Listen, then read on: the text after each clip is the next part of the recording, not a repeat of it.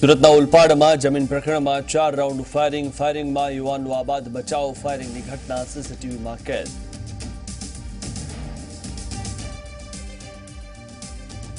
Online દવા વેચાણના વિરોધમાં દેશભરમાં આજે કેમિસ્ટની હડતાલ, દવાની દુકાનો બંધ રાખીને નોંધાવશે વિરોધ.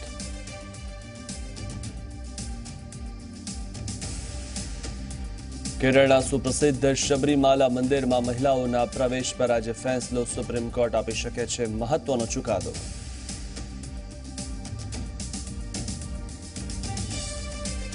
બુલેટિન પ્રોજેક્ટ માટેની જમીન સંપાદન પ્રક્રિયામાં અપનાવાશે નવી ફોર્મ્યુલા, ખેડૂતોને મળશે 4 ગણું વળતર, જંત્રીમાં થશે વધારો.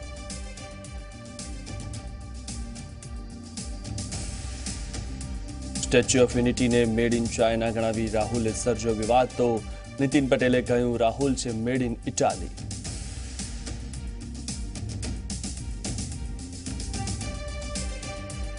લોકપાલની શોધ સમિતિમાં ગુજરાતના પૂર્વ ડીજીપી SS ખંડવાલાની નિયુક્તિ, સમિતિમાં કુલ 8 સભ્યો.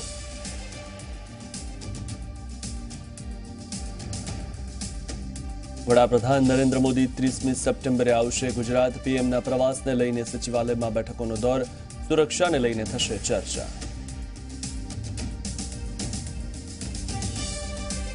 રાજકોટના રાજવી મનોહરસિંહ જાડેજાનું નિધન, અલ્ઝાઇમરની બીમારીથી હતા પીડિત, પીએમ અને સીએમએ ટ્વીટ કરીને વ્યક્ત કર્યું દુઃખ.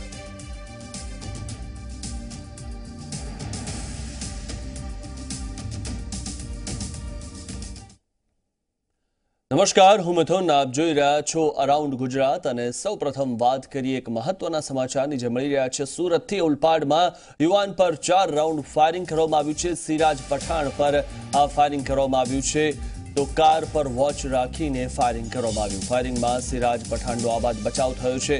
જમીન પ્રકરણમાં ફાયરિંગ કરાયું હોવાની શક્યતા જોવા મળી રહી છે. તો ગુડ્ડુ નામના શખ્સ દ્વારા ફાયરિંગ કરવામાં આવ્યું છે. ફાયરિંગની ઘટના સીસીટીવીમાં કેદ થઈ ગઈ છે. એસઓજી એલસીબી દ્વારા ઘટનાની તપાસ હાથ ધરાઈ છે. સકાબ નામના ઘોડા મુદ્દે સિરાજ થયા હતા નામચીન. સલમાન ખાન દ્વારા ઘોડાની કરોડોમાં માંગ કરાઈ હતી. આ વિશે વધુ માહિતી મેળવી અમારા સંવાદદાતા કિરણસિંહ પાસેથી. કિરણસિંહ, જે રીતે આ ફાયરિંગ કરવામાં આવ્યું છે, કયા કારણસર ફાયરિંગ થયું? મિથુન, આખી જો ઘટનાની જો વાત કરું તો સુરતના ઓલપાડ વિસ્તારની આ ઘટના છે. ઓલપાડના પડા વિસ્તારમાં જે સિરાજ ખાન પઠાણના ઘરે જયારે તેઓ હિંચકા પર બેઠા હતા ત્યારે 2 અજાણ્યા ઈસમો બાઇક લઈને આવ્યા હતા અને 4 રાઉન્ડ એમના પર ફાયરિંગ કર્યું હતું. એમની કાર પર ફાયરિંગ કરવામાં આવ્યું હતું, જો કે સિરાજ ખાન પઠાણનો ચમત્કારી બચાવ થયો છે. પણ આખો જે મામલો છે, જે ભોગ બનનાર છે તેઓનું એવું માનવું છે કે જમીનના કોઈ ઝઘડાની અદાવતમાં તેઓ પર ફાયરિંગ કરવામાં આવી છે. આખી જે ઘટના છે તે સીસીટીવીમાં કેદ થઈ છે. જિલ્લા પોલીસ ઘટના સ્થળે પહોંચી ગઈ છે અને હાલ પોલીસ જે તપાસ કરી રહી છે. જે પ્રાથમિક જે માહિતી આવી રહી છે, ગુડ્ડુ નામના કોઈ ઈસમે ફાયરિંગ કર્યું છે. પોલીસે એ દિશામાં તપાસ શરૂ કરી છે અને ઓલપાડ પોલીસ પણ કામે લાગી છે. જી, આભાર માહિતી આપવા બદલ. તો એસઓજી એલસીબી દ્વારા ઘટનાની હાલમાં તપાસ હાથ ધરાઈ છે. સલમાન ખાન દ્વારા ઘોડાની કરોડોમાં માંગ કરાઈ હતી, તેનાથી તેઓ ફેમસ થયા હતા. ઉલ્લેખનીય છે કે ફાયરિંગમાં તેમનો આબાદ બચાવ થયો છે. તો આપ જોઈ રહ્યા છો આ સીસીટીવી દ્રશ્યો, જેમાં આખી સંપૂર્ણ ઘટના કેદ થઈ છે અને તેઓ જ્યારે કારમાં હતા ત્યારે તેમના પર ફાયરિંગ કરવામાં આવ્યું હતું. અને આપ જે આ દ્રશ્યો જોઈ રહ્યા છો, ગુડ્ડુ નામના કોઈક શખ્સે તેમના પર ફાયરિંગ કર્યું હતું. ફાયરિંગમાં તેમનો આબાદ બચાવ થયો છે. તો ફાયરિંગની જે આખી ઘટના છે તે સીસીટીવીમાં કેદ થઈ ગઈ છે. આ સીસીટીવી દ્રશ્યોમાં સ્પષ્ટ જોઈ શકાય છે કે ફાયરિંગ કરનારા જે 2 લોકો વાહન પર આવ્યા હતા અને તેના પર આવીને અને તેમણે ફાયરિંગ કરીને ત્યાંથી પલાયન થઈ ગયા હતા. ઉલ્લેખનીય છે કે ફાયરિંગ તેમણે કર્યું ત્યારે જે સિરાજ ખાન છે તેમના કાર પર ફાયરિંગ કરવામાં આવ્યું હતું અને તેઓ બચી ગયા છે. તો ઓલપાડમાં યુવાન પર 4 રાઉન્ડ ફાયરિંગ કરવામાં આવ્યું છે અને જે આ સિરાજ પઠાણ છે તેમના પર ફાયરિંગ કરવામાં આવ્યું છે. તો સિરાજ પઠાણ ફાયરિંગની આખી ઘટનામાં આ બાદ તેમનો બચાવ થયો છે. તેમની કાર પર ફાયરિંગ કરવામાં આવ્યું હતું. ગુડ્ડુ નામના શખ્સ દ્વારા આ ફાયરિંગ કરવામાં આવ્યું હતું તેવું જાણવા મળ્યું છે અને પોલીસ હાલમાં તપાસ હાથ ધરી છે. ઓલપાડમાં યુવાન પર 4 રાઉન્ડ ફાયરિંગ કરવામાં આવ્યું. સિરાજ પઠાણ પર ફાયરિંગ કરવામાં આવ્યું છે. કાર પર વોચ રાખીને ફાયરિંગ કરવામાં આવ્યું હતું. ફાયરિંગમાં સિરાજ પઠાણનો આબાદ બચાવ થયો છે. તો જમીન પ્રકરણમાં ફાયરિંગ કરાયું હોવાની શક્યતા જોવા મળી રહી છે। ચોક્કસ કારણ કોઈ બહાર નથી આવ્યું, પણ જમીન પ્રકરણમાં ફાયરિંગ કરાયું હોવાની શક્યતા છે। ગુડ્ડુ નામના શખ્સ દ્વારા ફાયરિંગ કરવામાં આવ્યું છે અને ફાયરિંગની ઘટના છે તે સીસીટીવીમાં કેદ થઈ ગઈ છે। આપ દ્રશ્યોમાં પણ જોઈ શકો છો। સીસીટીવી દ્રશ્યોમાં પણ જે રીતે આ ફાયરિંગ કરવામાં આવ્યું તે સમગ્ર ઘટના સીસીટીવીમાં કેદ થઈ ગઈ છે। ત્યારે એસઓજી એલસીબી દ્વારા ઘટનાની તપાસ હાથ ધરાઈ છે। સકાબ નામના ઘોડા મુદ્દે સિરાજ નામચીન થયા હતા અને તેમની પાસે જે સકાબ નામનો ઘોડો છે તેનાથી તેઓ ઘણા પ્રસિદ્ધ થયા હતા। સલમાન ખાન દ્વારા ઘોડાની કરોડોમાં માંગ પણ કરવામાં આવી હતી। તો ફાયરિંગમાં સિરાજ પઠાણનો આ બાદ બચાવ થઈ ગયો છે। આપ દ્રશ્યમાં જોઈ શકો છો કે કઈ રીતે ફાયરિંગની આખી સમગ્ર ઘટના ઘટી હતી અને જે ફાયરિંગ કરવામાં આવ્યું હતું તે સિરાજ પઠાણના કાર પર ફાયરિંગ કરવામાં આવ્યું હતું અને તેમાં તેમનો આ બાદ બચાવ થયો છે।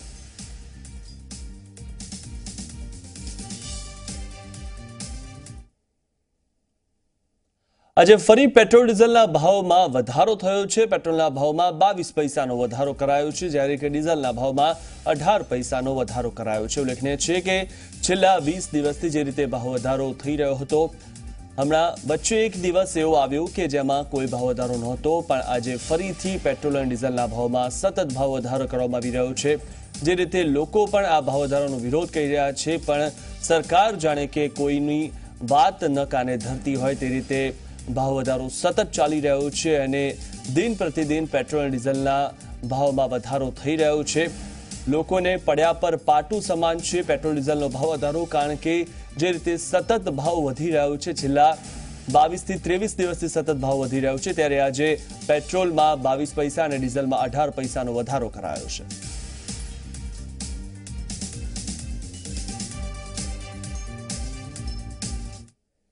બીજા એક મહત્વના સમાચાર જે જામનગરથી મળી રહ્યા છે તેની વાત કરીએ તો શહેરમાં મોડી રાત્રે માથાભારે શખ્સોનો આતંક જોવા મળ્યો। 10 જેટલા માથાભારે શખ્સોએ યુવાન પર હુમલો કર્યો હતો।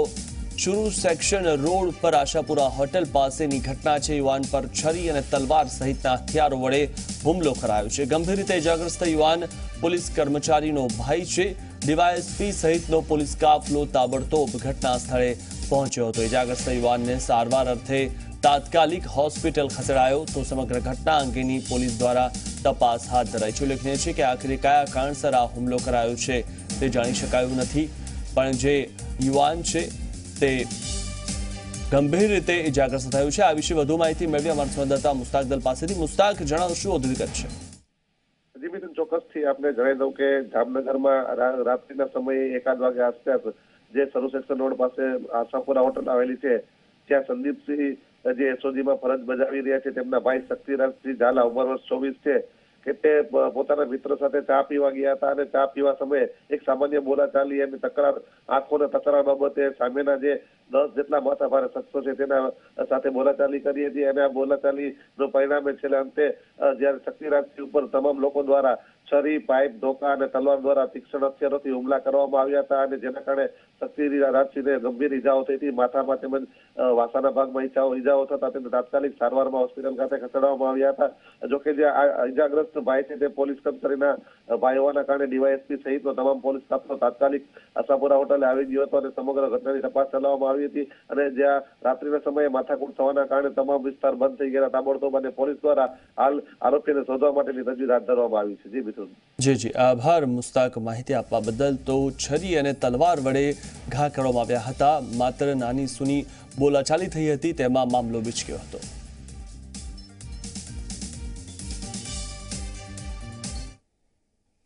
બીજા એક મહત્વના સમાચારની વાત કરીએ તો ઓનલાઈન દવાના વેચાણના વિરોધમાં આજે એઆઈઓસીડી દ્વારા બંધનું એલાન આપવામાં આવ્યું છે। દેશભરના મેડિકલ ધારકો 1 દિવસ બંધ રાખશે। આ બંધને Gujarat state chemist and druggist association દ્વારા ટેકો આપવામાં આવ્યો છે।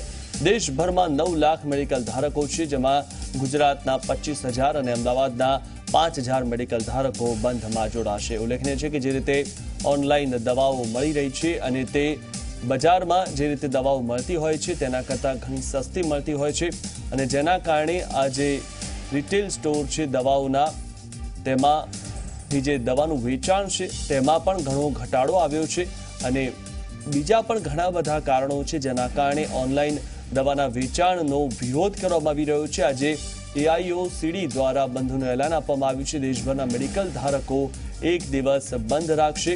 ઉલ્લેખનીય છે કે જે રીતે ઓનલાઈન દવાનું વેચાણ દિન પ્રતિદિન વધી રહ્યું છે, જેના કારણે જે પ્રકારે દવાઓનું વેચાણ થતું હોય છે તેમાં લોકોને મુશ્કેલી પણ થતી હોય છે। આ બંધને Gujarat state chemist and druggist association દ્વારા ટેકો આપવામાં આવ્યો છે।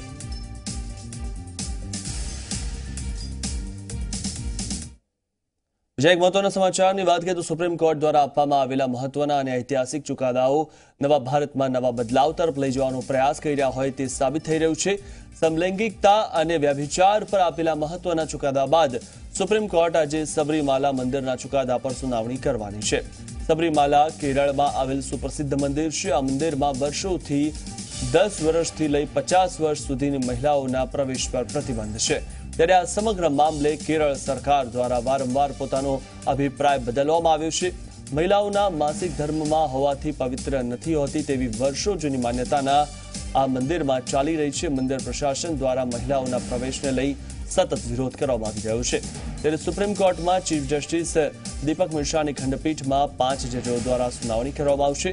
7 નવેમ્બર 2016માં કેરળ સરકારે મંદિરમાં મહિલાઓના પ્રવેશની તરફેણ કરી હતી। ત્યારબાદ સરકાર બદલાયા બાદ UDFની સરકારે વર્ષો જૂની પરંપરામાં બદલાવ ન આવવો જોઈએ તેવું વલણ અપનાવ્યું હતું।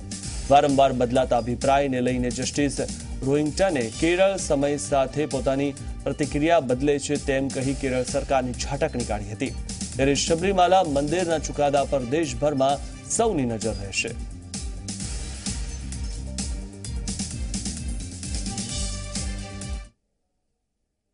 ખેડૂતોને શાકભાજીના પૂરતા ભાવ કેમ નથી મળતા? આ સવાલનો જવાબ કોઈની પાસે નથી અને એ જવાબ પણ કોઈ પાસે નથી કે શાકભાજીના ભાવ આસમાને કેમ છે। આ બે સવાલનો જવાબ જાણવા ઝી 24 કલાકે સાબરકાંઠા, બનાસકાંઠા, પાટણ, નવસારી, વડોદરા, ખેડા અને પંચમહાલ જેવા જિલ્લાના ખેડૂતોનો સંપર્ક કર્યો।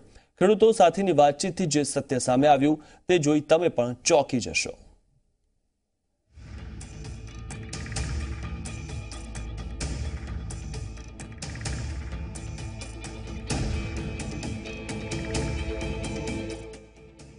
શાકભાજીના આસમાને ગયેલા ભાવોથી બગડી ગયું છે ગૃહિણીઓનું બજેટ અને મહા મહેનતે ઉગાડેલી શાકભાજીના ઓછા ભાવ મળવાથી નિરાશ છે ખેડૂત। હવે સવાલ એ છે કે જો ખેડૂતોને શાકભાજીનો ઓછો ભાવ મળતો હોય તો સામાન્ય વ્યક્તિને મોંઘા ભાવે કેમ વેચાઈ રહી છે શાકભાજી? ખેડૂત અને આમ આદમી વચ્ચે એવા કયા લોકો છે જેઓ શાકભાજીમાંથી મલાઈ ખાઈ જાય છે? આ જ મુદ્દાને સમજવા ઝી 24 કલાકે કર્યું ગ્રાઉન્ડ ઝીરો રિપોર્ટિંગ। અમારા વિશ્લેષણમાં જે હકીકત સામે આવી તે ચોંકાવનારી હતી। અમને જાણવા મળ્યું કે હોલસેલ માર્કેટમાં ખેડૂત પાસેથી હોલસેલનો વેપારી સસ્તા ભાવે શાકભાજી ખરીદે છે અને પછી એ જ સસ્તી શાકભાજીને સામાન્ય વ્યક્તિને વેચે છે મોંઘા ભાવે। આ તો ખેડૂતોને ખુલ્લો માર જ છે, એમાં કોઈને એ જ નથી। અને દવાઓ મોંઘા પાણી લાવીને એ કરે છે, સલ્ફેટ બી મોંઘો છે, ખાતર બધા જ ખાતરમાં ભાવ વધારો છે અને ખેડૂતને જ્યારે પાક તૈયાર થાય છે ત્યારે બિલકુલ ભાવ ઘટાડી દે છે। શાકભાજીના ભાવ પોષણક્ષમ રહ્યા નથી, ખેડૂતો આત્મહત્યા તરફ પ્રેરાય છે। ખેડૂતને કશું મળતું નથી અત્યારે કે સરકાર કંઈક એના માટે કંઈક યોગ્ય વિચારે તો સારું। અમારી તપાસમાં સામે આવ્યું કે હોલસેલ માર્કેટમાં વેચાતા શાકભાજીના ભાવ અને તમારા સુધી પહોંચતી શાકભાજીના ભાવનો આસમાન જમીનનો ફરક છે। આ ફરકને કંઈક આ રીતે સમજીએ। જે ફ્લાવર તમને 17 થી 25 રૂપિયા કિલો મળે છે તેના માટે હોલસેલનો વેપારી ખેડૂતને ચૂકવે છે માત્ર 2 થી 6 રૂપિયા। હોલસેલ માર્કેટમાં જે મરચા 6 થી 10 રૂપિયામાં વેચાય છે તે મરચા તમારા સુધી પહોંચતા 25 થી 40 રૂપિયા કિલો થઈ જાય છે। કંઈક આવી જ રીતે 2.5 થી 4.5 રૂપિયા કિલો હોલસેલ ભાવના ટમેટા પણ તમને મળે છે 25 થી 40 રૂપિયા। 2.5 થી 5 રૂપિયા કિલો વેચાતી દૂધી તમને મળે છે 15 થી 25 રૂપિયા કિલો। તો રીંગણનો હોલસેલ ભાવ છે 12 થી 15 અને છૂટક મળે છે 30 થી 40 રૂપિયા। વાલોર હોલસેલમાં 15 થી 17, રિટેલમાં 25 થી 40 રૂપિયા કિલો મળે છે। કારેલા 4 થી 8 રૂપિયા હોલસેલ અને 20 થી 35 રૂપિયા છૂટક મળે છે। કિલો કોબીજ માટે ખેડૂતને વેપારી ચૂકવે છે 15 થી 17 રૂપિયા અને તમને વેચે છે 30 થી 40 રૂપિયા કિલોએ। હવે આટલી સસ્તી કિંમતે શાકભાજી વેચાતી હોય પછી ખેડૂત તો નારાજ થવાનો જ ને। આજે મેં 2 વીઘામાંથી મરચી વિનાઈ છે, તો લગભગ 40-50 મણ વિનાઈ એમાં 6 રૂપિયા કિલો જાય એટલે 120 રૂપિયા મણ જાય છે, તો અમારા લેબર ખર્ચો પણ નીકળતો નથી। તો આજે અમારા શાકભાજીના કોઈ ભાવ મળતા નથી। માર્કેટમાં જઈએ ત્યારે અમારે ખાલી અમારા મજૂરી અને એનું ભાડાના પણ પૈસા નીકળતા નથી।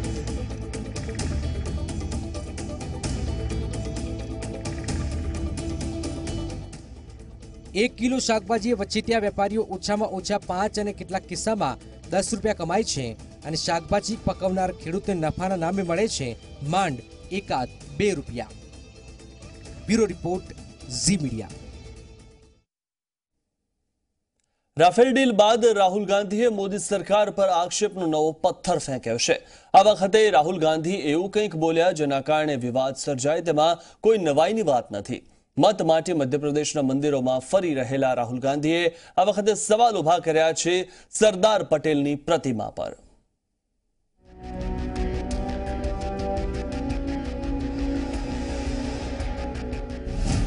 રાહુલ ગાંધીનો મેડ ઇન ચાઇના એટેક।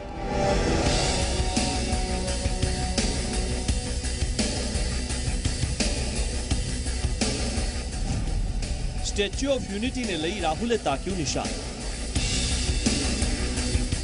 जब नरेंद्र मोदी जी सरदार पटेल जी की मूर्ति बना रहे हैं, वो चाइना के युवाओं की मदद कर रहे हैं। 2019ની લોકસભા ચૂંટણી આવી રહી છે ત્યારે રાહુલ ગાંધીના ટાર્ગેટ પર ગુજરાતની વોટ બેંક। ગુજરાતમાં જીત હાંસલ કરવા માટે તેઓ પીએમ મોદી પર કોઈના કોઈ રીતે વાર કરતા રહે છે, પરંતુ આ વખતે તેમણે જે નિવેદન કર્યું છે તે તેમને નુકસાનકારક પણ સાબિત થઈ શકે તેમ છે, કારણ કે આ વખતે તેમણે સવાલ ઉઠાવ્યા છે સરદારની પ્રતિમા પર। મધ્યપ્રદેશના ચિત્રકૂટમાં એક જાહેર સભા સંબોધતા રાહુલે સ્ટેચ્યુ ઓફ યુનિટીને લઈ સરકાર પર તીર તાક્યું। રાહુલે કહ્યું કે દેશના યુવાનોને રોજગારી નથી મળતી અને સરકાર ચીનના યુવાનોને રોજગાર આપવામાં લાગી છે। સ્ટેચ્યુ ઓફ યુનિટીમાં જે યુવાનો કામ કરી રહ્યા છે તે ચાઇનાના છે। આ રીતે તેમણે સરદાર પટેલની પ્રતિમાને મેડ ઇન ચાઇના ગણાવી। जब नरेंद्र मोदी जी सरदार पटेल जी की मूर्ति बना रहे हैं, वो चाइना के युवाओं की मदद कर रहे हैं। जब आप फोन इस्तेमाल करते हो, मैंने रिकॉर्ड किया है ना, प्लीज, उसका फायदा चाइना के युवाओं को जाता है। जब आप चाइना की शर्ट खरीदते हो, उसका फायदा चाइना के युवाओं को जाता है। રાહુલના આ વાક પ્રહારથી ગુજરાત સરકાર ચૂપ કેમ રહી શકે? સીએમ રૂપાણીએ ટ્વીટ કરીને રાહુલ ગાંધીના આરોપોને ફગાવી દીધા। સીએમએ ટ્વીટ કર્યું કે સરદાર પટેલ વિશે શરમજનક ટિપ્પણી કરતા લોકો દુઃખી થયા છે। Statue of unity made in India છે અને રાહુલ ગાંધીના જુઠ્ઠાણાથી તથ્યમાં કોઈ ફેર પડતો નથી, તો રાહુલ ગાંધી માફી માંગે તેવી ગુજરાત ભાજપે માંગ કરી છે। રાહુલ ગાંધીએ ગુજરાતની માફી માંગવી જોઈએ, દેશની માફી માંગવી જોઈએ। અને જો રાહુલ ગાંધી સરદારની કાયમ કોંગ્રેસે જે અવગણના કરી છે એ જ પ્રકારે જો અવગણના કરીને આ પ્રકારના વિકૃત માણસના સ્ટેટમેન્ટ આપશે, નકારાત્મકતા દાખવશે, તો કોંગ્રેસને ગુજરાતના લોકો જડબાતોડ જવાબ આપશે। રાહુલ ગાંધી એ ગુજરાતની માફી માગે। સુંદર ભવ્ય સરદાર પટેલનું સ્મારક માન્ય નરેન્દ્રભાઈના નેતૃત્વમાં ગુજરાત સરકાર દ્વારા બનાવવામાં આવ્યું છે, જેમાં ભારત સરકારે પણ ખૂબ સહયોગ આપ્યો છે। એ પ્રતિમા વિશે આ ચીનમાં બનેલી પ્રતિમા છે અને મેડ ઇન ચાઇના છે એવું નિવેદન રાહુલ ગાંધીએ જે આપ્યું છે એ અભ્યાસ વગરનું અને બિલકુલ જાણકારી વિનાનું ફક્ત આક્ષેપ કરવા માટે કરાયેલું નિવેદન છે। ઉલ્લેખનીય છે કે નર્મદા જિલ્લાના કેવડિયા કોલોની ખાતે 31 ઓક્ટોબરે સરદાર પટેલની વિશાળ પ્રતિમા સ્ટેચ્યુ ઓફ યુનિટીનું પીએમ મોદી લોકાર્પણ કરવાના છે। ત્યારે લોકાર્પણ પહેલા જ આ મામલે શરૂ થઈ ગઈ છે રાજનીતિ। Bureau report, Zee media.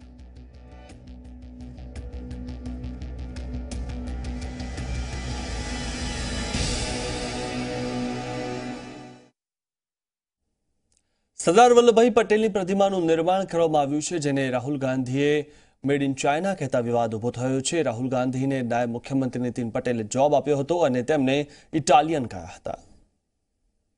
આમ જોવા જઈએ તો કોંગ્રેસ સરકારો વખતે જે પણ થયું હોય અથવા રાહુલ ગાંધી, હું એમનો સહેજ પણ બીજી રીતે નથી કહેતો, પણ એમનો પરિવાર પણ એ મેડ ઇન ઇટાલી કહીએ તો ના કહી શકાય, એ મેડ ઇન ઇટાલી જ છે, પણ અમે એવું નથી કહેતા.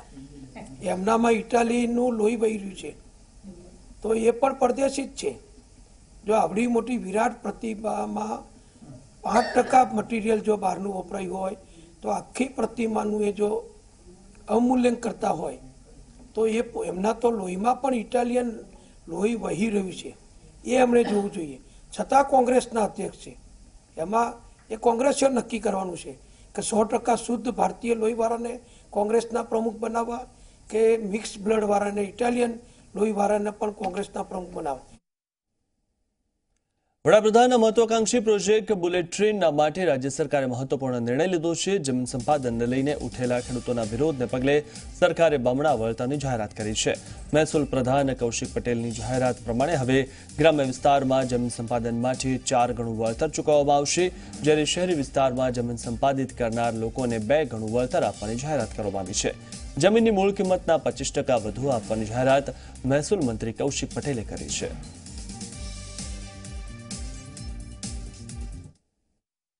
બુલેટ ટ્રેનનો જે પ્રોજેક્ટ છે એની જે રેલવે લાઇન નાખવા માટે જમીન સંપાદન કરવામાં આવશે, તો એમાં પણ સંમતિ મૂળ એવોર્ડના 25% વધારે વળતર આપવાનું થશે.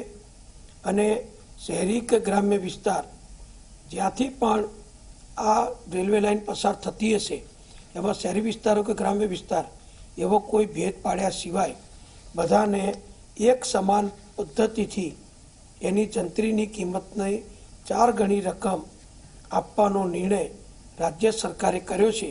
એટલે ખેડૂતોને જ્યાં શહેરી વિસ્તારમાં જમીન જતી હતી અને ઓછું વળતર મળવાની એમની લાગણી ઊભી થતી હતી, એ લાગણી હવે સંતોષાય અને એમને પણ પૂરતા પ્રમાણમાં જમીન સંપાદનની કિંમત મળે એ માટે અમારી સરકારે આ નિર્ણય કર્યો છે અને એના માટેની જાહેરાત આજે મહેસૂલ મંત્રીશ્રીએ પણ કરી છે. સામાજિક કાર્યકર અન્ના હજારેએ જે લોકપાલ માટે આંદોલન ચલાવ્યું હતું તે લોકપાલની રચના કરવા માટે કેન્દ્ર સરકારે ભર્યું છે મોટું પગલું.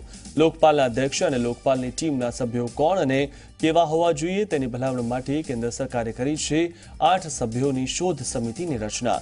આ સમિતિના અધ્યક્ષ બનાવાયા છે જસ્ટિસ રંજના દેસાઈને, તો તેમની ટીમમાં એસબીઆઈના ભૂતપૂર્વ અધ્યક્ષ અરુંધતી ભટ્ટાચાર્ય, પ્રસાર ભારતીના અધ્યક્ષ એ સૂર્યપ્રકાશ, ઇસરોના પ્રમુખ એએસ કિરણ કુમારનો સમાવેશ કરાયો છે. સાથે જ અલ્હાબાદ હાઈકોર્ટના ભૂતપૂર્વ જજ સખારામસિંહ યાદવ, ગુજરાત પોલીસના ભૂતપૂર્વ વડા શબ્બીર હુસૈન એસ ખંડવાવાલા અને રાજસ્થાન કેડરના નિવૃત્ત આઈએએસ લલિત પવાર ઉપરાંત રંજીત કુમારને પણ આ સમિતિમાં સામેલ કરાયા છે. આ શોધ સમિતિની નિયુક્ત કરનારી પસંદગી સમિતિમાં મોદી ઉપરાંત સુમિત્રા મહાજન અને ચીફ જસ્ટિસ દીપક મિશ્રા છે. હવે જોવાનું એ છે કે જે શોધ સમિતિ રચાઈ છે તેઓ કયા વ્યક્તિને લોકપાલ અને કયા વ્યક્તિને ટીમ લોકપાલમાં સામેલ કરવાની ભલામણ કરે છે. લોકપાલ અને લોકાયુક્ત કાયદો બની ગયાના 4 વર્ષ થવા છતાં હજુ સુધી દેશમાં લોકપાલની નિયુક્તિ થઈ નથી. ત્યારે મોદી સરકારના આ નિર્ણયથી લોકોને આશા જાગી છે કે નજીકના ભવિષ્યમાં કોઈ વ્યક્તિ લોકપાલ જરૂર બનશે.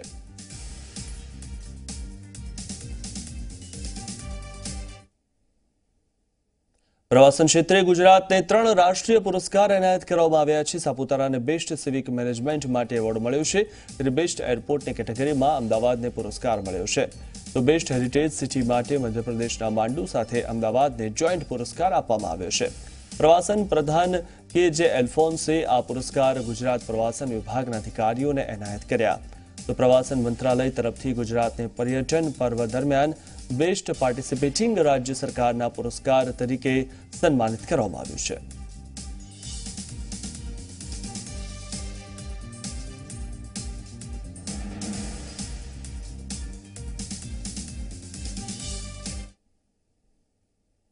અમદાવાદના એરપોર્ટને દેશના સર્વશ્રેષ્ઠ એરપોર્ટ તરીકેનું બિરુદ પ્રાપ્ત થયું છે. ત્યારે અમદાવાદના એરપોર્ટને શ્રેષ્ઠ એરપોર્ટનું સન્માન મળતા ન માત્ર અમદાવાદીઓ પરંતુ ગુજરાતીઓ પણ આ વાતનું ગૌરવ લઈ રહ્યા છે. અમદાવાદમાં એરપોર્ટની સાફ સફાઈ અને તેની સુવિધાઓને લઈને અમદાવાદ એરપોર્ટને શ્રેષ્ઠ એરપોર્ટ તરીકેનું સન્માન કરાયું છે. તેઓ પેસેન્જરો દ્વારા મત વ્યક્ત કરવામાં આવ્યો હતો. અન્ય એરપોર્ટ કરતાં અમદાવાદનું એરપોર્ટ વધારે સવલતવાળું અને વધારે સારું છે તેવી પ્રતિક્રિયા બહારથી આવેલા મુસાફરો દ્વારા આપવામાં આવી હતી. ત્યારે અમદાવાદ એરપોર્ટને શ્રેષ્ઠ એરપોર્ટનું જે બિરુદ મળ્યું છે તે સન્માનની જાળવણી કરવાની જવાબદારી ન માત્ર એરપોર્ટ ઓથોરિટી પરંતુ ત્યાં આવતા મુસાફરોની પણ તેટલી જ છે.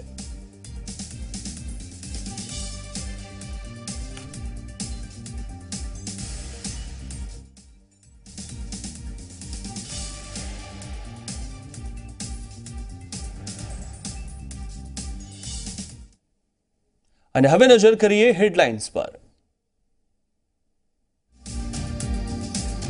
પેટ્રોલ ડીઝલના ભાવમાં આજે ફરી વધારો. પેટ્રોલના ભાવમાં 22 પૈસાનો વધારો, ડીઝલના ભાવમાં 18 પૈસાનો કરાયો વધારો.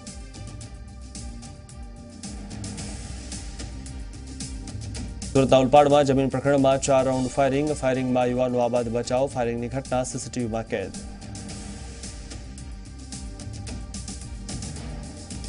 ઓનલાઈન દવા વેચાણના વિરોધમાં દેશભરમાં કેમિસ્ટની હડતાલ. દવાની દુકાનો બંધ રાખીને નોંધાવશે વિરોધ. કેરળના સુપ્રસિદ્ધ શબરીમાલા મંદિરમાં મહિલાઓના પ્રવેશ પર આજે ફેંસલો. સુપ્રીમ કોર્ટ આપી શકે છે મહત્વનો ચુકાદો.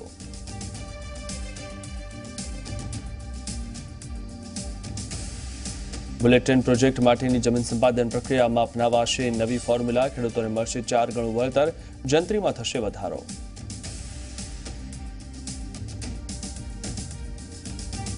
લોકપાલની શોધ સમિતિમાં ગુજરાતના પૂર્વ ડીજીપી SS ખંડવાવાલાની નિયુક્તિ. સમિતિમાં કુલ 8 સભ્યો.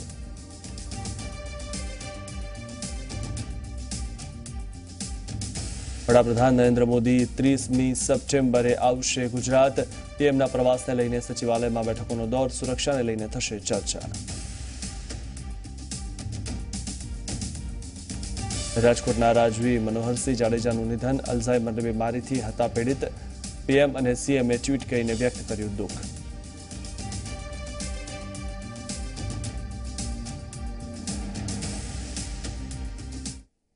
થોડી જ વારમાં જુઓ રાશિ ભવિષ્ય સમાચારોમાં. અત્યારે બસ આટલું જ. રજા આપશો. નમસ્કાર.